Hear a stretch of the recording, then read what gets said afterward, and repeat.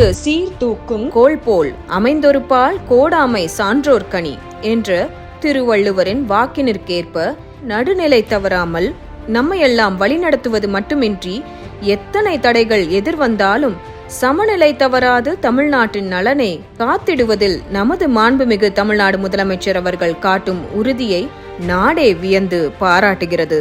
தமிழ்நாடு அரசின் 2025-26 ஆண்டிற்கான வரவு செலவு திட்டத்தின் சிறப்பம்சமாக முதல்வர் கிராம சாலை திட்டத்தின் கீழ் 6100 கிலோமீட்டர் நீளமுள்ள கிராம சாலைகள் 2100 கோடி செலவில் மேம்படுத்தப்படுகிறது. கலைஞர் கனவு இல்ல திட்டத்தின் கீழ் 1 லட்சம் புதிய வீடுகள் 3500 கோடி மதிப்பீட்டில் கட்டும் பணிகள் தொடங்கப்பட்டுள்ளது. 3ஆம் பாலினத்தவர் உயர்கல்வி பயிலும் மாணவ மாணவியர்களுக்கும் மாதந்தோறும் ரூபாய் 1000 உதவித்தொகை வழங்கும் திட்டம் விரிவுபடுத்தப்பட்டு இருக்கிறது. 10,000 சுய உதவிக்குழுக்கள் வரும் நிதியாண்டில் உருவாக்கப்படும். தினம்தோறும் மகளிர் கட்டணமில்லாமல் பயணம் செய்யும் திட்டத்தில் சராசரியாக 642 கோடி மகளிர் பயணங்களை மேற்கொண்டுள்ளனர். கலைஞர் மகளிர் உரிமை தொகை திட்டத்தின் மூலம் 1,15 லட்சம் குடும்ப தலைவிகளுக்கு மாதம் 1000 ரூபாய் வங்கிக் கணக்கில் நேரடியாக செலுத்தப்படுகிறது. புதுமை பெண் திட்டத்தின் கீழ் தற்பொழுது 4,06,000 மாணவிகள் மாதந்தோறும் 1000 ரூபாய் பெற்று பயன்பெற்று வருகிறார்கள். தொழில்துறையில் செமிகண்டக்டர் பரிசோதனையில் 100 கோடி ரூபாய் மதிப்பீட்டில் சென்னையில் உருவாக்கப்படும். ஒசூரில் 5 லட்சம் சதுர அடி பரப்பில் 400 கோடி ரூபாய் மதிப்பீட்டில் டைடல் தகவல் தொழில்நுட்பம் பூங்காவும், விருதுநகரில் மின் டைடல் பூங்கா ஒன்றும் அமைக்கப்படும். இதன் மூலம் 4600 இளைஞர்களுக்கு வேலை வாய்ப்பு கிடைக்கும்.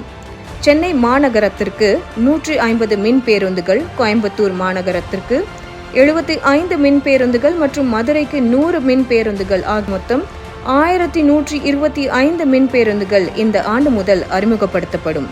84 திருக்கோயில்களில் உள்ள குளங்களை சீரமைக்க 72 கோடியும், பழமை வாய்ந்த திருக்கோயில்களில் திருப்பணிகள் செய்திட 125 கோடி ரூபாய் நிதி ஒதுக்கீடும் செய்யப்பட்டுள்ளது.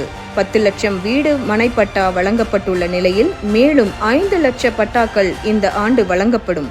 ஏழை எளிய மக்கள் வாழ்க்கை தரம் உயர, தமிழ்நாடு சிறக்க, தமிழ் மண் செழிக்க உழைப்பது ஒன்றே தன் லட்சியமாக கொண்ட மாண்புமிகு தமிழ்நாடு முதலமைச்சர் திரு மு.க. ஸ்டாலின் அவர்கள் எல்லாருக்கும் எல்லாம் என்ற வாசகத்தை வாழ்க்கையாக கொண்டுள்ளார். இனி வரும் இளைய தலைமுறையினரின் எதிர்காலம் சிறக்க செய்யும் தொலைநோக்கு பார்வையுடன் என் கடன் பணி செய்து கிடப்பதே என்னும் வள்ளலாரின் வாக்கை பின்பற்றி தொட்ட செயல்களில் எல்லாம் வெற்றி நடை போடுகிறார்.